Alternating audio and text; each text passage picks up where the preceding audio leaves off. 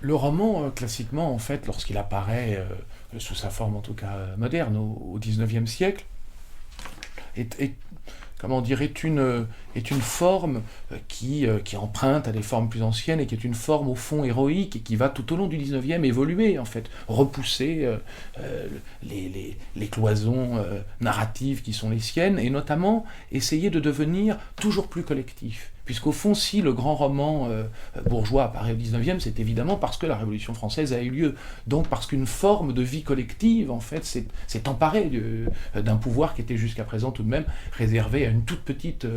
oligarchie et à un monarque. Si bien que la nature du récit doit changer aussi, qu'il entre en crise aussitôt et qu'il se transforme jusqu'à nos jours. Donc les gens dont tu parles, il s'agit donc d'essayer de construire une forme littéraire qui soit adaptée à un récit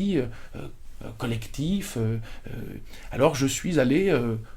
piocher aussi bien dans les archives du Châtelet, où on a des faits et gestes assez précis, parfois par le truchement ou d'interrogatoire, ou alors des personnes mortes lors de la prise de la Bastille, ramenées par d'autres, et donc on apprend un certain nombre de choses sur elles. Donc tout ça me permet de faire des